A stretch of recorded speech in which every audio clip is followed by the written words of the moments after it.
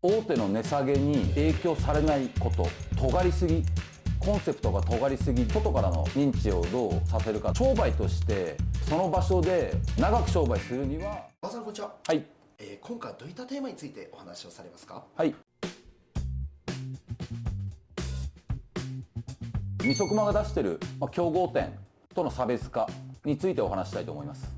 わかりました。では本日もよろしくお願いいたしよろしくお願います。します。こんにちは。このチャンネルではラーメン業界で独立を目指す方やフランチャイズを検討している方に向けて成功の秘訣やノウハウをお届けしています。初心者でもすぐ実践できるポイントを具体的に紹介しますので最後までご覧ください。またこの動画の内容やラーメンフランチャイズについてさらに詳しく知りたい方は概要欄の公式 LINE からぜひお問い合わせください。それでは早速始めましょう。では馬場さん、はい、早速ではございますが、ラーメン店を開業すると周囲の競合がいるのは当たり前だと思うんですけど、はい、まず競合の影響をどう分析すればいいですかね？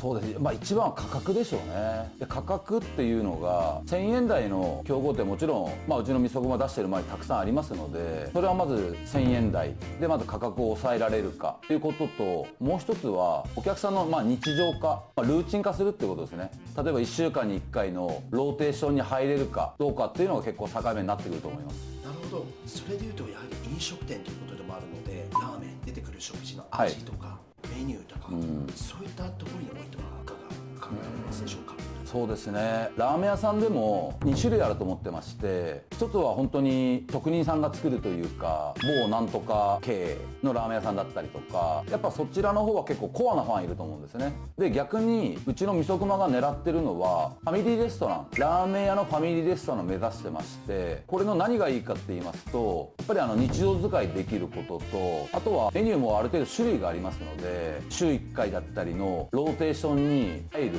可能性があるっていうようなメニュー構成も含めて、値段もそうなんですけど、そういう仕掛けを作ってます。なるほど、はい、確かに実際私も店舗の方を訪ねさせていただいたんですけども、ファミリーレストラン、テーブル席が比較的に多いイメージが。そうですね。はい、ありがとうございます。では価格を下げるだけの戦い方では厳しいと思いますが、値下げせずにお客さんを増やすためにはどういったような工夫が必要だと考えられますか？そうですね、飲食なのでやはり大手がもちろんラーメンに限らず店舗数も多いですし、どうしてもうちなんか中小企業ですので個人店も含めてその大手の値下げに影響されないこと、例えば大手がやってるからうちも何か値下げしなくちゃいけないんじゃないのかなとか、僕はそういう気持ちを持ってないっていうところからスタートします。なるほど。では接客の部分についてお話を伺えたらと思いますが、具体的にお店の雰囲気作り、接客においてどんな取り組みが効果的だと考えられますか？接客はやっぱり元気があることですね。まずは元気があって、あとは特にマニュアルとかも結構やってるお店はやってると思うんですけど、うちもそんなマニュアルガチガチやってるわけじゃなくて、元気でやるっていうことがまず一番いいことで、その次にやっぱりお客様が何を求めてるかを働くスタッフが気にしている雰囲気があれば、まずはクリアするのかなというふうに私は思ってます。なるほど、はい、でも実際前回仕込みの時点で撮影に行かせていただいたんですけども、撮影者の私に対してもめちゃくちゃ元気をくれてすごく今実感しております。はい、ありがとうございます。はい、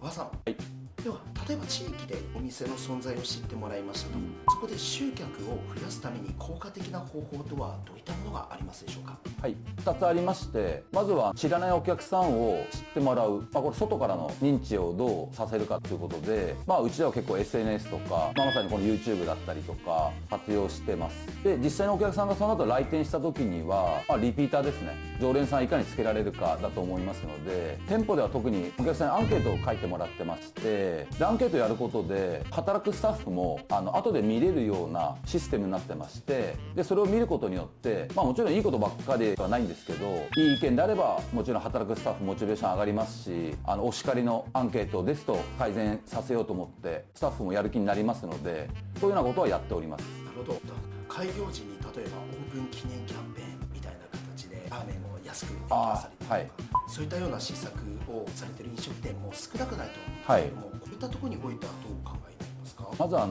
集客の部分で立地命だと思ってますので、ラーメンの値段を安くするとかは今まで17年間1回もやったことないんですね。ただ立地がいいことでお客さんもオープンと同時に多く集客してきた実績がありますので、そこで逆にラーメンの単価を下げますとよりもっと集客してしまうので、今度やっぱり商品だったり接客だったりのクオリティが下がるので、逆にうちはやらないっていう手法を取ってます。ありがとうございます、ではお店独自のコンセプトやブランドを作ることが重要だというふうに聞いておりますが、こちらに関してはどういったポイントが成功の鍵につながると考えられますか？ラーメン屋さんの繁盛店、一口に言っても売上高様々皆さん違いますので、まずその1回来た人がもう一回来るような施策としまして、価格もありますね、一つは。あと味付けに関しても客層を絞りたくないので、若い方からお年寄りまで味噌熊の味噌ラーメン美味しいなって言っていただけるようなレシピになってますので、はい。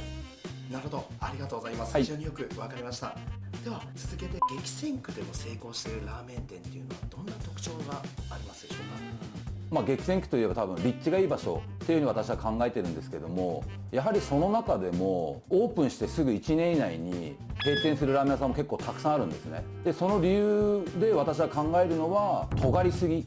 コンセプトが尖りすぎで、やっぱり弊社のみそくまが目指してるファミレスよりのラーメン屋さんが息が長いんじゃないのかなというふうに思ってます。もちろんその尖ったコンセプトのラーメン屋さんでももちろん繁盛してることはたくさんあります。ただその商売としてその場所で長く商売するにはやっぱり尖ったコンセプトは繁盛する確率が低いなというふうに私は考えてます。なるほど。そこで例えば開業した先、季節に合わせたものの期間限定メニューというような競争対策を取られているお店も少なくはないと思いますが、これに関してはどうお考えになりますでしょうか？そうですね、限定商品、限定ラーメンの考え方なんですけど、常連さん用の僕は限定商品だなっていうような位置づけがありますので、例えばその限定商品をやったからって初めて来た方がリピーターになってくれるというふうには考えておりません。はい。なるほど、ありがとうございます。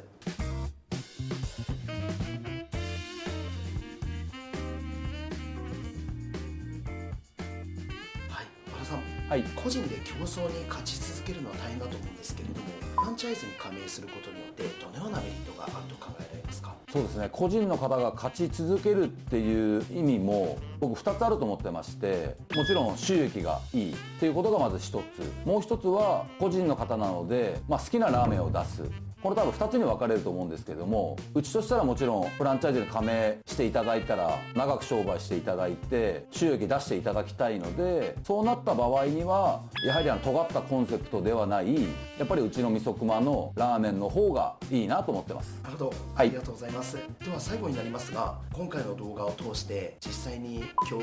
店舗に勝てる方法でしたり、もしくはフランチャイズの加盟において質問をしてきたりといったような方がいた場合、どのように対応されますでしょうか？はい、詳しく聞きたい方は公式 LINE でお待ちしております。わかりました、はい、こちら全国対応で？そうですね、了解です。はい、ではありがとうございました。いかがでしたか？今日ご紹介した内容が参考になれば幸いです。これからラーメン業界で独立を目指したい方、またフランチャイズを通して安定した経営をしたいとお考えの方、私たちのフランチャイズモデルでは初心者でも安心して始められる手厚いサポートをご用意しています。仕入れ方法や店舗運営、採用、集客まで全てをサポートするシステムが整っています。まずは概要欄の公式 LINE からお気軽にお問い合わせください。無料相談も随時受け付けています。またこのチャンネルではラーメン業界での独立や成功に役立つ情報をたくさん発信していますので、ぜひチャンネル登録と高評価をよろしくお願いいたします。ラーメン業界で夢を叶えたい方、次回もお見逃しなく。それではまたお会いしましょう。